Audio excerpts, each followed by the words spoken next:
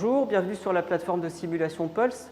Avant de démarrer cette formation, nous allons vous rappeler les principes à observer afin de faire de cette séance de formation un moment profitable et agréable. La simulation est une méthode pédagogique active et innovante basée sur l'apprentissage par l'expérience, celle de l'apprenant, et sur l'analyse des pratiques, le retour que vous fera votre formateur. Elle est réalisée dans un espace dédié, cette plateforme de simulation, qui reproduit l'environnement de travail dans lequel vous êtes habituellement. Il existe différents types de simulation.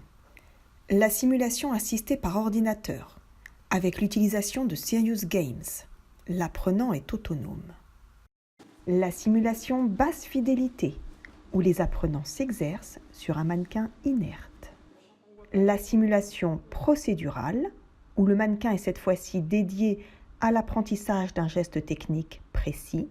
La simulation avec un patient standardisé, qui correspond à des séances de simulation relationnelle visant à adopter les meilleures pratiques comportementales. Et la simulation haute fidélité, utilisant des mannequins électroniques interactifs, pilotés en temps réel par un formateur. Venir se former à Pulse, c'est s'engager dans une formation efficace et conviviale. En tant que formateur à Pulse, je m'engage dans la construction d'une formation de qualité qui est basée sur des objectifs pédagogiques en lien avec les besoins des apprenants et en m'appuyant sur les recommandations des sociétés savantes. Je choisis le type de mannequin le plus adapté. La simulation utilisant le mannequin haute fidélité est particulièrement adaptée à la formation en équipe pluridisciplinaire. En tant qu'apprenant, je m'engage dans cet apprentissage par une participation volontaire et active. J'ai pris connaissance des objectifs pédagogiques et des documents transmis avant la séance.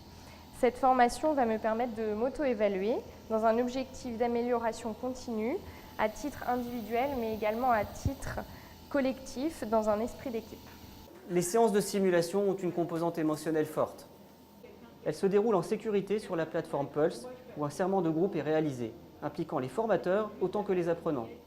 Tous les participants s'engagent à respecter la charte de déontologie où sont précisées les règles de confidentialité, de bienveillance et de respect mutuel. Tout ce qui se passe au cours de la séance de simulation reste en simulation. L'erreur fait partie intégrante de l'apprentissage par la simulation. Il n'y a aucun jugement porté ni aucun piège intentionnel. La diffusion de captures audio et vidéo ou du contenu des séances est interdite hors de Pulse sans l'accord préalable des apprenants.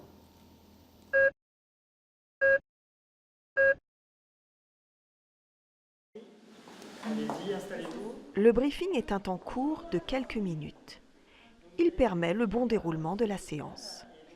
Après une présentation des intervenants et un rapide tour de table des apprenants, le formateur rappelle les règles d'engagement réciproque, de confidentialité, de bienveillance et de respect mutuel.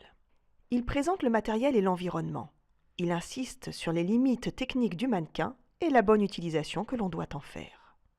Il rappelle le thème abordé et présente le contexte initial du scénario. Il définit le rôle de chaque apprenant. Il y aura des acteurs et des observateurs. Il présente aussi l'éventuel complice et sa fonction au cours du scénario. Qu'il soit facilitateur ou perturbateur, le complice a toujours pour but de favoriser l'apprentissage des objectifs pédagogiques. Les apprenants acteurs, ceux qui jouent un rôle dans le scénario, s'habillent de leur tenue de travail habituelle afin de favoriser l'immersion dans le scénario. La séance de simulation peut alors commencer. Elle dure moins de 10 minutes. Les apprenants sont face au mannequin. Ils exécutent des actions de soins et de communication comme dans la vie réelle. Le formateur observe la scène et fait réagir le mannequin en temps réel grâce à un ordinateur ou une tablette. La séance est enregistrée et retransmise en direct aux apprenants observateurs situés dans la salle annexe de débriefing. Lorsque le temps imparti est écoulé, le formateur met fin au scénario et les acteurs rejoignent la salle de débriefing. Le débriefing est l'étape majeure de l'apprentissage. Il dure 2 fois plus de temps que le scénario. Il comporte une phase descriptive, une phase d'analyse et une phase de synthèse et de recontextualisation.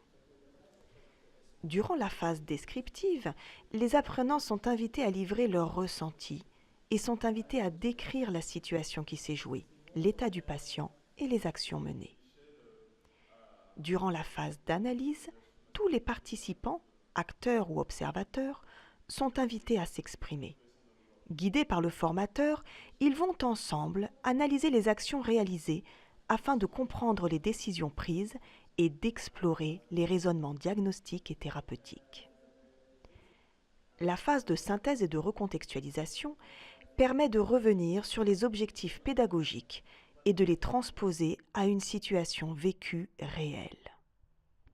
Avant de nous quitter, nous vous rappelons les règles fondamentales d'engagement réciproque et notamment de confidentialité.